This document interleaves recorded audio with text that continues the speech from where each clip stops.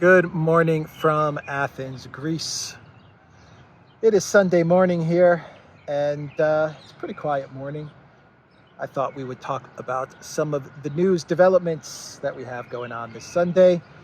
And the first topic that I want to get to is the phone call between Putin, Macron, and Olaf Scholz. They had a phone call and they spoke. And we also have some news with regards to Turkey, Finland, and Sweden. And we also have some things that Russia did off the coast of Finland and Sweden. So we have that news as well that I'll talk about.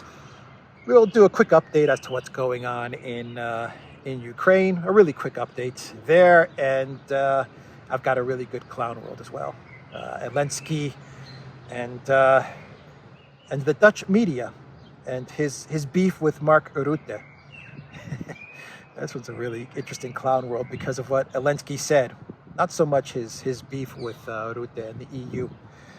But let's begin with the phone call between Putin and Macron and Olaf Scholz. So this kind of reminds me actually of where we were in 2015 with the Minsk Accords. Once again, you had the Donbass militia winning the war. They were encircling the Ukraine military. They were pretty much putting them into another cauldron, like what you're seeing now in the Donbass. And things were looking very, very bad for Poroshenko at the time. Poroshenko and his military, and Angela Merkel, and at the time it was Francois Hollande.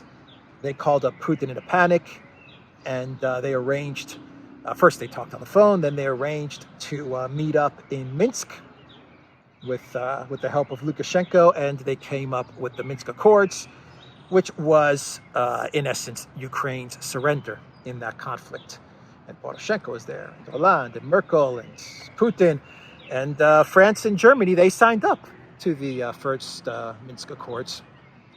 And that was it. The war should have been over, and there should have been a peace in Ukraine, and everything should have resolved then, because the Minsk Accords was the roadmap to resolving the problem in Ukraine. And it was a good roadmap and a really, really good and fair plan. But Poroshenko had other things in mind. Biden had other things in mind, because Biden was the vice president at the time, and he was the guy that was pulling the strings on Poroshenko. And well, we are where we are today. And here we are now, 8+ years later, and we have now Macron and Scholz speaking with Putin and telling Putin to find some peace, find a ceasefire in all of this. Putin, being diplomatic, he didn't close any doors, and you should never close any doors in diplomacy. Always keep your doors open. That's rule number one in diplomacy. But Putin kept the door open. He said that Russia is ready, and there's a quote, Russia is ready to re-engage in peace talks with the Ukraine government. But Putin stressed that these talks should be serious negotiations, not this clownish stuff that we've seen in the past from the Zelensky regime. And that is what we have seen from the Zelensky regime, clownish stuff. Let's not forget one thing, and I have to remind myself of this all the time as well, because sometimes in all the news that's happening, you lose track of the big picture stuff. In 8 years of this conflict, and this has been a conflict that has been going on for a minimum of 8 years, in those 8 years, the Ukraine government has not given the Donbass or the Russians any concrete proposals, written proposals, as to how they would like to resolve the issues in and around Ukraine. And I'm saying that outside of the Minsk Accords, and I say that because the Ukraine government is always whining, and the West, the collective West, is always whining about the Minsk agreements and how they're never going to implement them, and they're not fair, and implementing the Minsk agreements would be the end of the Ukrainian state, and all of these things that they've been saying for the last 8 years. But in the last 8 years, outside the Minsk Accords, which France and Germany also signed up to, through all the complaints, we've never had one document presented to the Russians which says, you know what, we signed the Minsk Accords, but, you know, we weren't feeling well that day, or, you know, Poroshenko could have said, I don't know, I ate too much chocolate that morning, and I just don't agree with the Minsk Accords, or, you know, can we find different resolutions because we have all of these NAZIs, and if this could have been Poroshenko or Zelensky, by the way. You know, I can't agree to the Minsk Accords, or I can't implement the Minsk Accords, because if I do, then these Azov NAZIs, they're going to have my head. They could have said something like that to the Russians. And who knows, maybe the Russians would have said, okay, we understand your position. You know, you have all these Azov guys, we'll help you get rid of them, and we'll figure out a solution. But in 8 years, nothing like that has happened. The first time the Russians actually submitted a document which the Ukrainians actually submitted a document which the Russians could actually read, like a real physical document, was in Turkey. And when they did that, what happened? Boris, the clown, decided to fly to Kiev the next day and tell Zelensky to take it all back.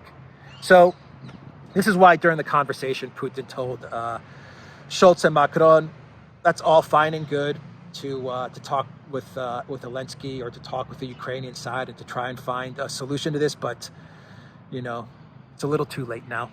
And these guys aren't serious, and Putin said that. These aren't serious people. Putin also warned them about sending weapons.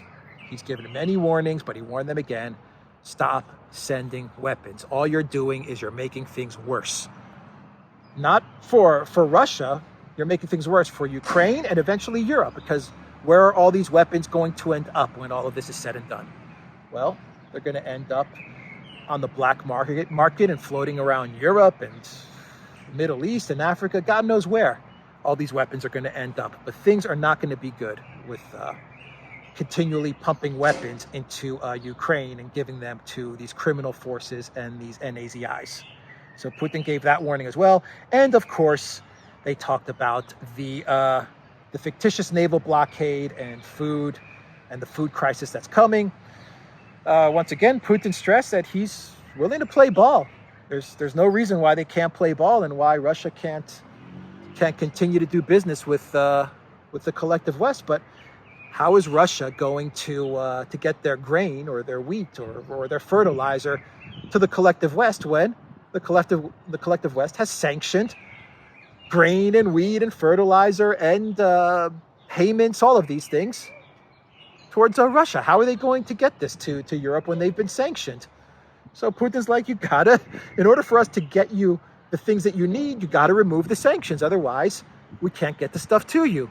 It's like just basic logic stuff. Of course, Scholz and Macron, you know, they might have been left a little dumbfounded at another world leader speaking with such logic and such rationality. But, you know, that was the conversation. From what I gather, actually, Macron and Scholz said that they were happy with the conversation for the most part. They said that with regards to POWs and stuff like that, they got good responses from the Russians. And they agreed to continue speaking and to continue the lines of communication open, which is good. That's a plus. They need to have open lines of communication and dialogue, because when dialogue is lost, well then, you know, you're not going to end up with any type of resolution. But the writing's on the wall, if you ask me. The Russians are not going to stop until they get all the way to Transnistria, and maybe even further than that with regards to the West, Dnipropetrovsk. A lot of people are talking about that city. Definitely Zaporozhye, Nikolaev. I think it's all in play now, because transitioning to what's going on the ground is a good transition.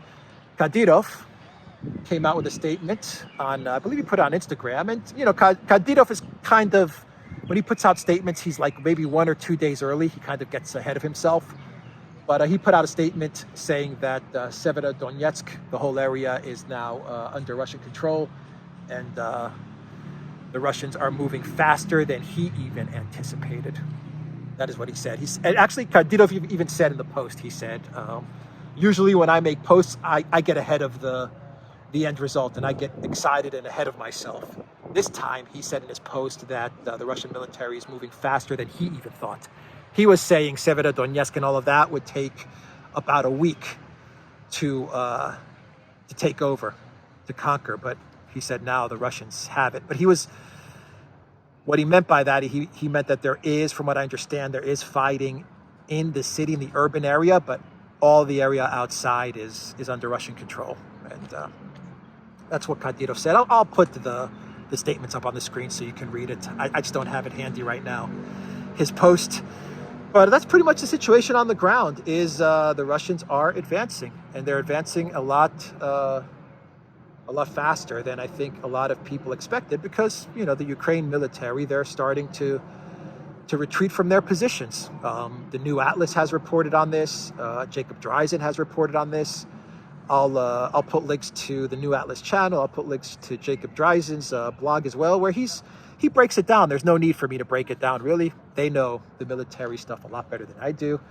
And you know, the general picture is that the defenses, which the Ukraine military had in the Donbass, you know, they were significant, but the Russians have broken them.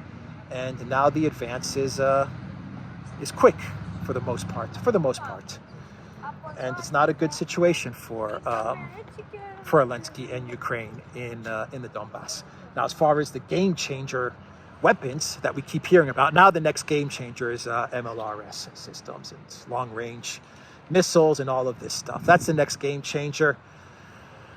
You know, the first game changer were the javelins, and then we had the switchblades and the drones and the ghost drones, and now we have these anti-ship missiles and ammunition and the stingers, and just, I mean, the man pads, all of these things. We've had game changer after game changer after game changer. The sanctions were a game changer. You know, we're going to cut Russia off from this, and we're going to, you know, cut Visa and MasterCard. That's going to lead to the overthrow of Putin. And we're going to cut off Facebook, and that's going to lead to the overthrow of Putin. And McDonald's is going to leave, and that's going to lead to the overthrow of Putin. And Starbucks, and we're going to seize their foreign currency reserves, and we're going to make the ruble go to 300, and the ruble is going to become rubble. And we've heard all of these game changers over the last 3 months. There have been so many game changers, I honestly just cannot keep count. Now it is the MLRS systems, and it looks like the Biden White House is going to send these systems to Ukraine, as is the UK. And these are the game changers. Ukraine officials and some Ukraine military defense minister, actually not military, defense minister Reznikov, they're coming out and they're claiming that these are going to be the game changers. These Harpoon missiles and the MLRS and all of these systems, that's going to reclaim the Black Sea and then eventually all of Ukraine. And Reznikov declared on Saturday that Kiev will still win its conflict with Russia. Like other Ukraine officials, Reznikov has placed his hopes in foreign supplied weapons, particularly Harpoon anti-ship missiles provided by Denmark. So, hope dies last. But of course, they have to say these things because they're making money. My suspicion, my hunch is that Zelensky and all of his cabinet members and his team members, they're making a commission from selling more weapons. So they've got to say, send us more weapons, because there's money in it for them. There's money in it for the people on the other side, and the collective West making the deal, and the politicians making the deal on their end and signing off on these bills. And of course, there's big time profits for the military industrial complex. That is why Alexander, who broke down the numbers in that 40 billion military package, that is why you had 9 billion of the 40 billion is going to the military industrial complex so they can replenish their inventories, like 9 to 10 billion. And only 6 billion is really going to the military and to training in Ukraine. It's a pretty dog.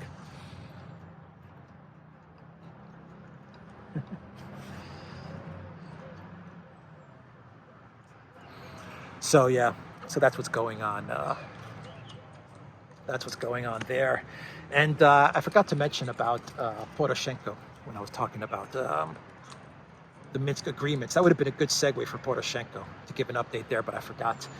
So yesterday in my video, I said I wasn't sure if Poroshenko got into Poland or not. He was trying to get into Poland, and supposedly he was going there for a conference, some NATO conference. And even MPs, even parliament members in Ukraine said that Poroshenko, they came out with statements saying that Poroshenko is indeed going to a conference. I don't know. This is what other parliamentarians said. And they were outraged that Poland wasn't letting him into Poland. And supposedly he had all the paperwork. He didn't get in. Then I got reports that he got in. Then I got reports afterwards that he didn't get in, and he tried a second time to get into Poland. And now I've got reports saying that his paperwork looked suspicious to the Poles, and they didn't let him in. I don't know if he got in or not, to be quite honest. But who knows? Who knows if he's going to a conference? Who knows if he's running away from something? He has those treason charges. I'm not sure if they're charges yet, but I believe he has treason charges incoming. They're incoming. So maybe he's trying to run away from things. Who knows? But I really don't even know if he managed to get into Poland. The last I heard is that he did not get into Poland. So we will find out if he actually makes it into Poland or not. That is the question. Let's shift over now to Finland, Sweden, and Turkey. We have the news that the talks between Finland, Sweden, and Turkey have broken down. Sources told Reuters that Turkey's talks this week with Sweden and Finland over their NATO bids did not make much progress towards lifting Ankara's objection to the two Nordic nations joining the military alliance. Delegations from Sweden and Norway headed home from Ankara from Norway. I wonder why this article says Norway. That's a mistake. Anyway, I'll read it as this article from Zero Hedge is reporting. Delegations from Sweden and Norway headed home from Ankara with a list of Turkey's concerns, and at this point, it's not clear when the next round of talks will be. It is not an easy process, a Turkish official told Reuters. They need to take concrete steps that will be difficult. Further negotiations will continue, but a date doesn't seem very close. In order for the two Nordic nations to join NATO, they need the approval of all 30 of the alliance's members. Turkey has objected to Sweden and Finland's potential membership over claims that they support the PKK, a Kurdish militia group Ankara considers a terrorist organization. Ankara also wants the two countries to lift sanctions they imposed on Turkey in 2019. There you have it. Turkish Foreign Minister Cavusoglu said an approach of "we'll convince Turkey in time anyway, we are friends and allies" would not be correct. These countries need to take concrete steps. There you go. Turkey is digging in, and they are saying you need to take steps against the PKK. And I think that actually involves, in the case of Sweden, actually stripping some parliament members of their parliament status. I believe that's what it means. But Sweden and Finland, they're going to have to do it. It seems like Turkey is saying, look, if you don't do at a very minimum these steps, then we're not going to vote for membership for Finland and Sweden into NATO. And the vote is going to take place at the end of the month. So Sweden and Finland have some decisions. Decision time indeed. Because Russia, well, they're turning up the heat. And this article, also from Zero Hedge, says Russia conducts hypersonic missile test near Finland and Sweden. On Saturday, Russia announced it conducted another successful test of the Zircon hypersonic missile, which reportedly flew over a distance of 1,000 kilometers, 621 miles, after it was launched at a target in the White Sea. The missile was fired from the Russian Navy's Admiral Grigorovich-class frigate, the waters of the Barents Sea. The identified area for the test, given the hypersonic was launched from the Barents, is very close to waters off Finland and Sweden. A video released by the ministry showed the missile being fired from a ship and blazing into the sky on a steep trajectory. Today, the lead frigate of Project 22350, Admiral of the Fleet of the Soviet Union, Gorshkov, fired a hypersonic cruise missile, Zircon, from the Barents Sea at a naval target position located in the White Sea, a southern inlet of the Barents Sea. The rocket firing was carried out as part of a test of new kinds of weapons.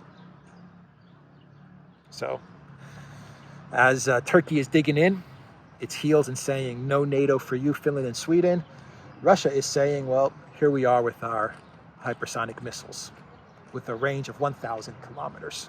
Hypersonic missiles of which there is no defense. And Finland and Sweden, they better get into NATO because they have put it all on the line to get into NATO. They've destroyed their neutrality. They've destroyed their reputation. The masks are off. The curtain is drawn. It's been lifted. And if they don't get into NATO, then this is going to be the biggest debacle, one of the biggest debacles in geopolitical recent history. My God, is it going to be a debacle if they don't get in? They've put it all on the line for this NATO bid. So let's go for a walk and do our clown world. Let me grab my backpack here and let's walk into the city so you guys can see the beautiful graffiti in Athens. Let's walk into this city. I have to walk through here. And we'll talk about the clown world, which deals with the king clown puppet leader of Ukraine, who goes by the name of Zelensky, or Volodymyr Zelensky, because the Z's and the V's have been officially canceled via Ukrainian parliament. So Volodymyr Zelensky, he wants answers from the European Union. This is a good clown world, just because of the quote that Zelensky gives out. And Zelensky, he got very upset when Mark Rutte, the Prime Minister of the Netherlands, he gave a video speech to the parliament in Kiev. And he basically said the same stuff that we've been hearing from all of these EU leaders. We stand with you. We're going to beat Russia. We are against tyranny. Putin bad. EU values good. Blah, blah, blah. But in his speech, Rutte did not mention Ukraine's entrance into the EU. He said nothing about it. The reason is because the Netherlands, Germany, France, and some other countries, I believe Finland may also be one of them, they are against Ukraine getting fast-tracked into the EU. Now, Ursula von der Crazy, Joseph Borrell, the Baltic countries, Poland, they want Ukraine fast-tracked into the EU. In other words, no requirements. You don't have to meet any of these EU quote-unquote standards or anything like that, which is usually a very long process. Could take 10 to 15 years, maybe 20 years. Poland, the Baltic states, Ursula von der Crazy, they want to fast-track Ukraine into the EU because they need a PR optics win. And it would be a good PR win, you know, for Ursula von der Crazy to get up on the podium and to say, we did it. We have gotten Ukraine into the European Union. Ukraine is now part of the EU family. And it's also a nice way to shoehorn Ukraine, say, into NATO as well. So Ursula von der Crazy, she really wants this bad. But there are some countries like the Netherlands and like Germany, which are saying, whoa, not so fast. we can't take on Ukraine. It is the most corrupt country in Europe, and it's just a basket case. And it's corrupt. It was the most corrupt country in Europe before the conflict. So I mean, this is a problem for the EU. And then of course you have all of the human rights issues, and Ukraine also doesn't line up with the EU's issues with regards to, say, LGBT rights as well. You know, that's an issue for the EU. So there's a lot of small, medium, and big-sized issues with regards to Ukraine getting into the EU, which are going to need like 20 years to iron out, if it's even possible to iron them out. Now, forget about it. I'm kind of speaking before the special military operation. Now, I think the big question is, what is Ukraine going to even look like? Is it going to even exist when all of this is said and done? But anyway, so Rutte, he doesn't want Ukraine in to the EU, and he's saying it's going to be a 20-year process. But during his speech in Kiev, his video speech, he didn't bring up anything with regards to Ukraine and the EU. He didn't mention it all. Zelensky got pissed. So Zelensky, he was very upset, and he gave an interview to Dutch TV. And I'm going to pull up the interview. 1 second. I'm kind of walking and trying to pull up the interview. And let's walk up the hill. Let's walk up the hill. And so he went on Dutch TV, NOS, that's the name of the this media outlet, and he demands answers from the European Union. And he said that Rutte spoke to Zelensky by phone on Thursday, recently, so Thursday, and Zelensky told Rutte, what the hell is going on?